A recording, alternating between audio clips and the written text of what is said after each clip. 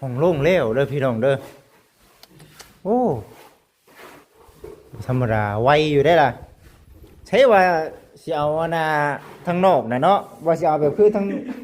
ว่าสิเอาคือมักเรือบัดคือมันเปลี่ยนแผนละบาดนี่เนาะมันได้มันฮอดแลนด์บ่เออว่าสิให้น้องใส่ล่ะบัดให้น้องถือทองได้ซะบัดนี้เนาะเอาน้องถือทองเนาะอัวโอเคปันกันกินน้ำกันเนาะพังเบิ่งมืออีกบ่เล่มอีกเนาะเออเห็ดไปเนาะมันก็เคลื่อนใหญ่อยู่ด้วยเนาะใครอยู่ได้พี่น้องเลยเนาะโอ้เบิ่งมาเบิ่งข้างในก่อนสันเอฟซีทุกทานยังเด้อตัวนี้เด้อเนาะยัง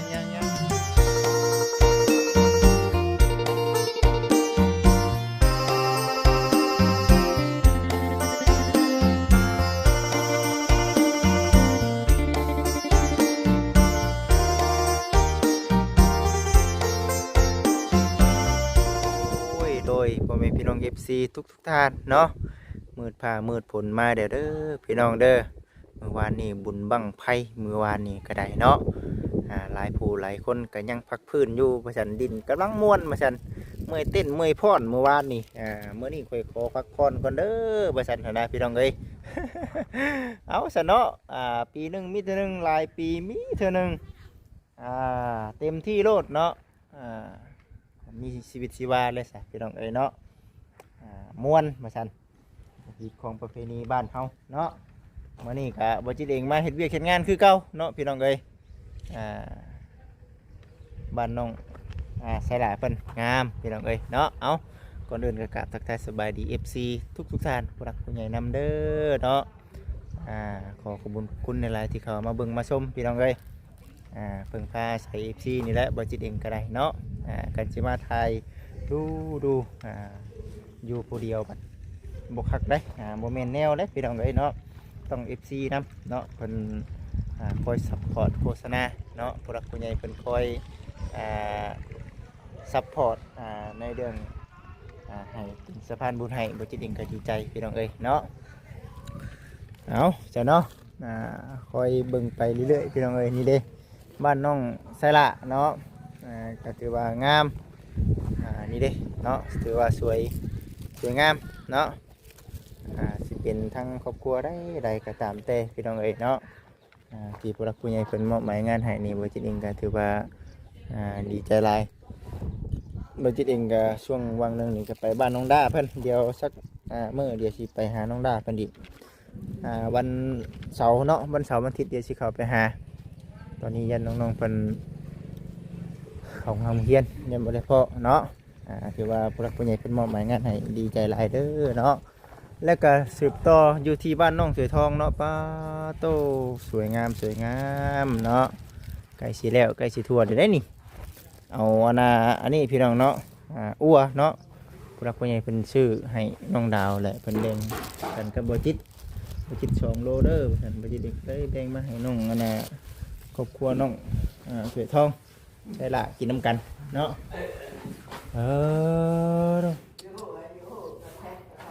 สวยงามพี่น้องเอ้ยเนาะเบิ่งถ่ายให้กับFC เบิ่งเนาะแล้วก็ทางทำเมเพิ่นเบิ่งก่อนงามเด้อแม่เด้อเนาะสวยงามยอมรับว่างามดีสมกับทั้งแม่ได้ชดช่วยเนาะค่าเหือค่าแห้งนี่คือน้องๆเพิ่นซอยกันเนาะส่วนอุปกรณ์นี่คือทางเมย์เพิ่นออกให้พี่น้องเอ้ยนี่ก็ถือว่าเป็นบุญอันประเสริฐของทางน้องๆเพิ่นเนาะเด้อ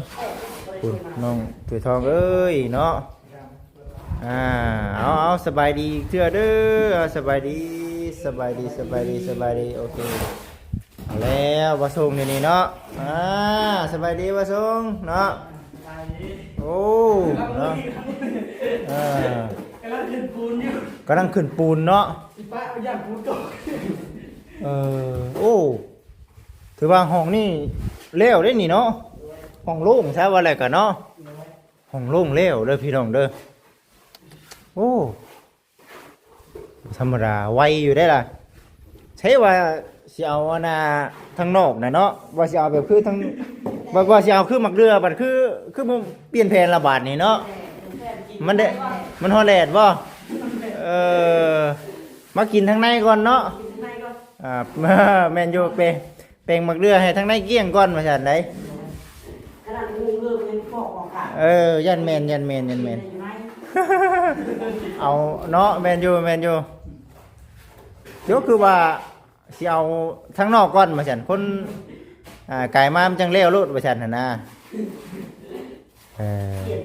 เปลี่ยนใจบัดนี้เนาะเด้อว่าสิให้น้องใส่หลายบัดให้น้องถือทองได้ซะบัดนี้เนาะเอาน้องถือทองเนาะอ้วนโอเคปันกันกินน้ำกันเนาะกินน้ำกันนั่นแหละเนาะเด้อเนาะช่วยกันพี่น้องเอ้ย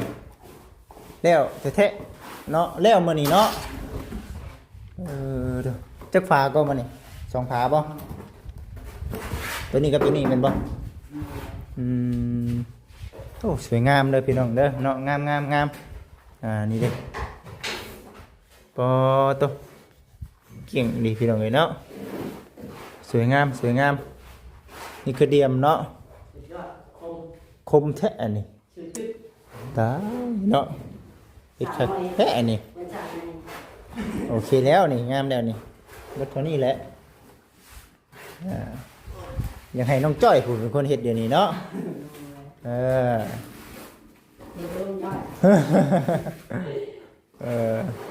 คอยเป็นสายคนก็พอนะไม่จำได้เนาะลองดูพี่น้อง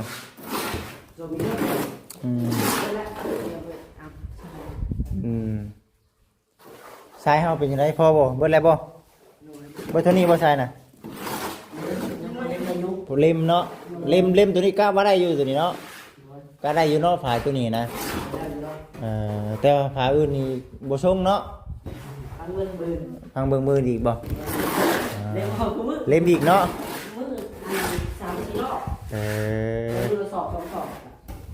เห็ดไปเนาะมันก็เคลื่อนง่ายอยู่ด้วยเนาะใครอยู่ได้พี่น้องเลยเนาะโอ้เบิ่งมาเบิ่งข้างในก่อนสันFCทุกท่านยังเด้อตัวนี้เด้อเนาะยังโอ้ต่างกันแท้นี่เนาะคือกันได้นี่คุณทางนี้ก็ได้โอ้ยเนาะวาสิยาอะไรปีนี้ยังเฮ็ดอยู่บ่ปลูกเช่นนี้บ่บานนี้ตัวจะปลูกไม้จะปลูกกันนะอันนั้นน่ะบ่บัดนี้สิเอามันบัดนี้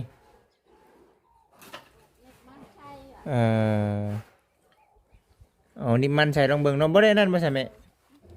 บ่ได้ไถบ่มันสิเป็นหัวบ่ล่ะเนาะเบิ่งอย่าว่าเฮ็ดให้มันไถเป็นคู่คือสุดก่อนน่ะคักอยู่เนาะ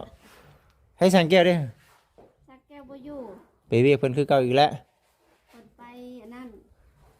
คนในบ้านเพิ่นชวนเข้าดงจะกินปลาเอาสาวเนาะบุกเวียกบุกงานเพิ่นไปตามสภาพการของเพิ่นเลยพี่น้องเลยเนาะเบียกบ้านก็ไปเบียกป้าก็ไปนะเบิ่งนี่เนาะเริ่มแล้วตัวนี้แล้วพี่น้องเลยเนาะว่าขึ้นว่าน้องๆโอ้ยเห็นคือเช็ดแล้วเพิ่นแล้วล่ะว่าซั่นน่ะนะ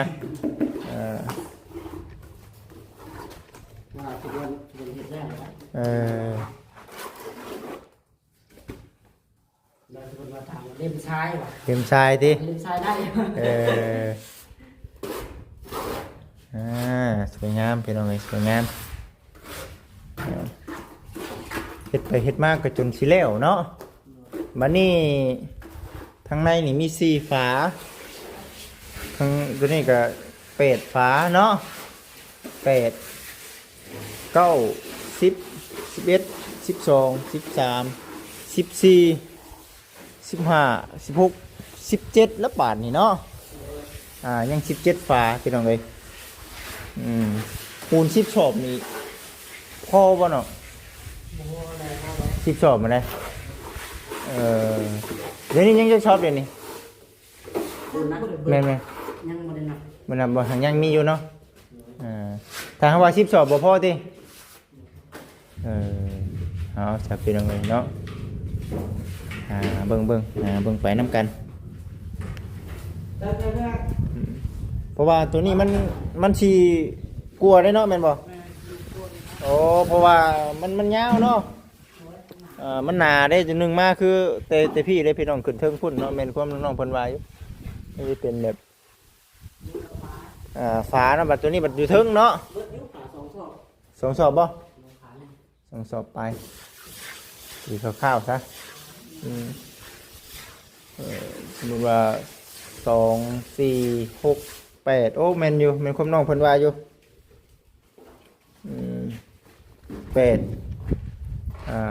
10 12 14 16โอ้16 18 20 22 24 26 28 30 32คนรู้จักนี่เนาะในเรื่องการโบกนี่พี่น้องเอ้ยฮอดบ่30เนาะไปก็เนาะไม่มั่นใจเอาเจอห้องตัวนี้ ไปเฮงเลยเนาะเฮ็ดไปเบิ่งก่อนพี่น้องเอ้ยเฮ็ดไปเบิ่งก่อนเนาะมันเบิดได้จังหวะกันเนาะเฮ็ดไปเรื่อยๆ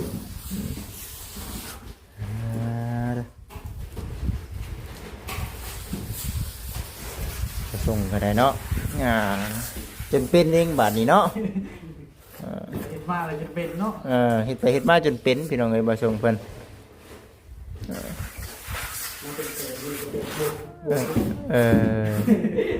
ที่แรกบ่ได้เป็นยังไง บ่เป็นเลยติ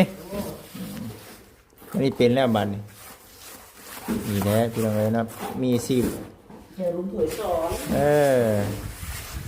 ดังเถื่อดังที่บัดมีเงินมีคำบัดเฮ็ดเฮือนตัวเองบัดเฮาพอแต่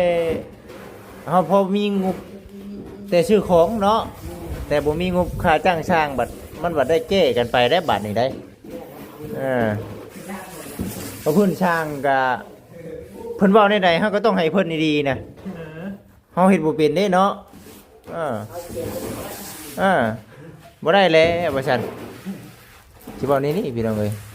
ก็เลยว่าเป็นเองเป็นเฮ็ดเองเป็นน่ะดีแล้วพี่น้องเอ้ย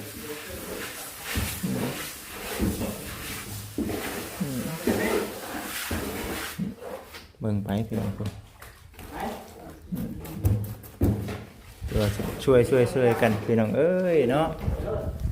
ช่วยกันงามเนาะตัวสวยงาม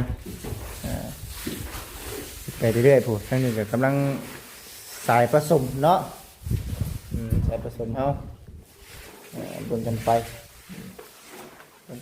ยาวๆ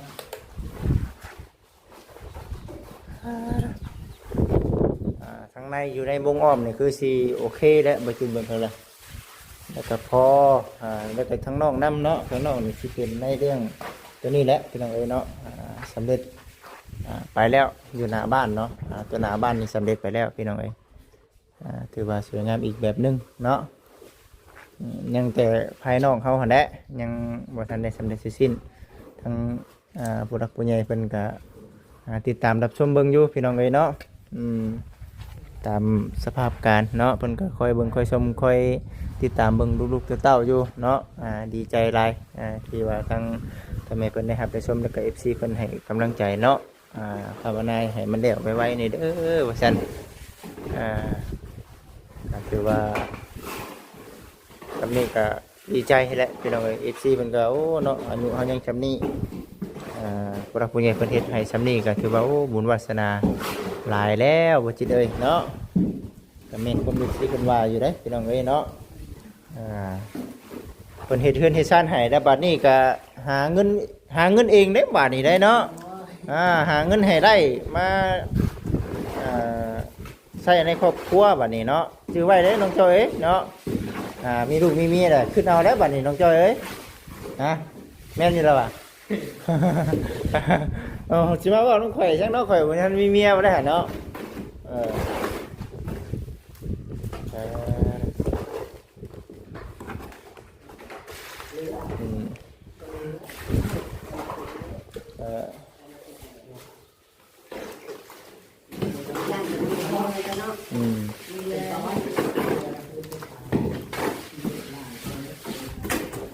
ไปเนาะสวยงามพี่น้องเอ้ยป้าดงาม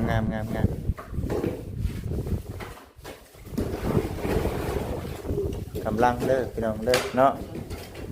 กำลังสวยงามเบิ่งไปน้ำกันแล้วน้องๆเพิ่นลุมแล้วพี่น้องเอ้ยเนาะหากันกบกันเขียดแล้วนี่เอาฝนตกดิ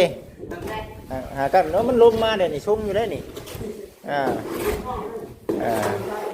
ตกแท้ๆนะมันเบิ่งเปอร์เซ็นต์ฝนมันนี่ตกอยู่บ่ล่ะมันนี่เนาะบ่ชุ่มแท้นี่เนาะ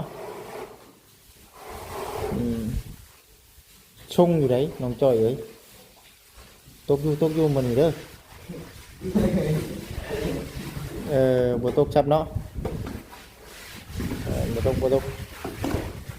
หาการแถวนี้ได้เนาะตามตรงไหนตรงหน้าแถวนี้เนาะคนตกไม่นะบ่คักอย่างนึงเดี๋ยวนี้งูกับแมงอันนี้ก็อันนั้นน่ะมักออกเนาะงูกับแมงก็แมงเงาบ่แมงเงาขี้เข็บมักออกตามตรงไหนตรงหน้าพี่น้องเอ้ยงูก็โอ้ยหลายเคยลายเลยพี่น้องลายปีเลยบ่จิตไปหาการแต่นี่เว้าเรื่องชวนไปหาการนี่คำบ่จิตได้ชวนเนี่ยเขาพัวคอนเนี่ยนี่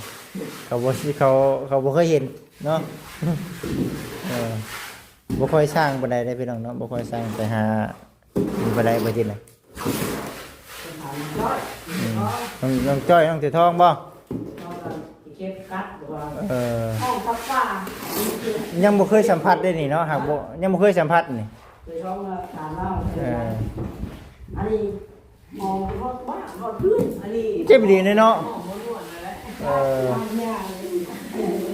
ขี้เข็บติตะขาบพี่น้องเอ้ยเจ็บเนาะเจ็บกว่าแมงงอดอีกแม่นบ่แม่นอยู่ในพี่น้องเอ้ยเนาะตะขาบครบเด้อพี่น้องขี้เข็บบ่ซั่น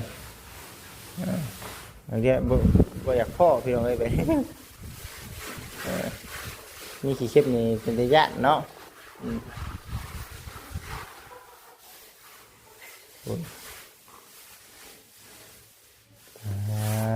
สวยงามเนาะ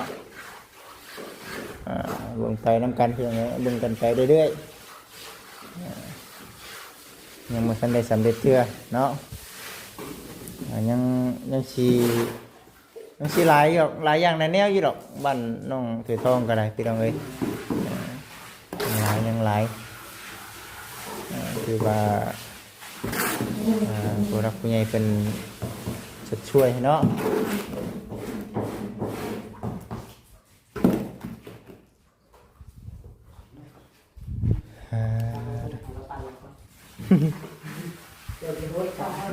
บุญแต่งดิ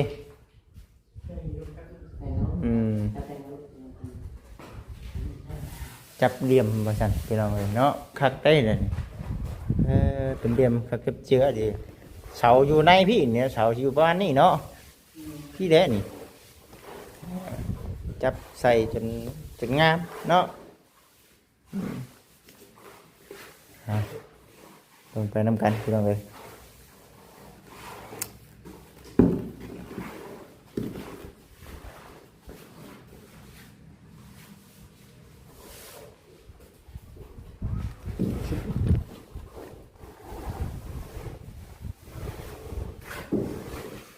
มันใกล้สิฮอดยามผ้ายามฝนเนาะคือรถน่ะพี่น้องเอ้ยใกล้สิฮอดลงให้ลงนาอีกแล้วเนาะหาหยังบ่ได้อยู่เนาะคือไวแท้นี่ฮอดยามให้ยามนาเลยนี่ว่าแม่นคือว่าหาตลอดอยู่ได้หักคือบ่เห็นเนาะแม่นเพราะได้ชื่อๆนะบัดผู้เพิ่นมีก็คือว่าเมื่อขึ้นได้เนาะก็คือเฮารถหมุนน้ำเกิดบ่อยากท่านเป็นคือกันอยู่บ่ล่ะคือกันอยู่เนาะมันเก็บก็ยังบ่มีพี่น้องผู้เพิ่นมีเพิ่นได้แบบคือว่าเพิ่นก็คือเก่งแท้นะยามให้ยามหน้าพี่น้องเอ้ยจังหน่อยก็ว่าเอ้ยเนาะ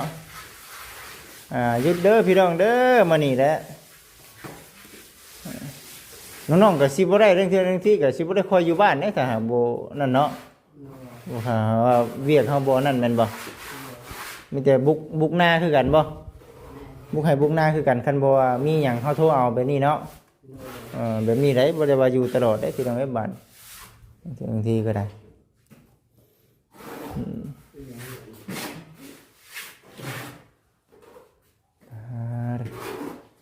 ต้องไปน้ำกันพี่น้องเลยขัดไป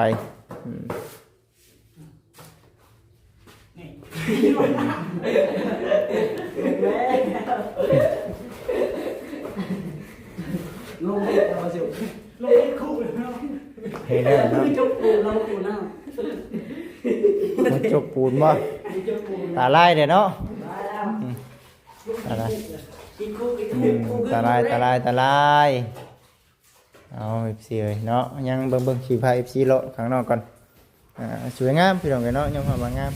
งามไปดีงามแท้งามว่าอันนี้ก็เบิ่งออกมาเบิ่งข้างนอกก่อนเนาะนี่เด้สวยงามพี่น้องเอ้ยเนาะสวยงามดีถือว่า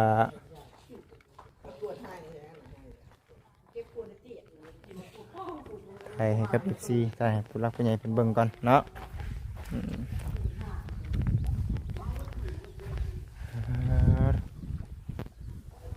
FC เบิ่งไปนำกันเด้อเนาะ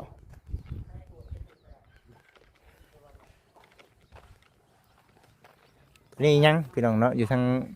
ตัวนอกนี่เนาะตัวนอกนี่ยังบ่ทันได้บุกเนาะ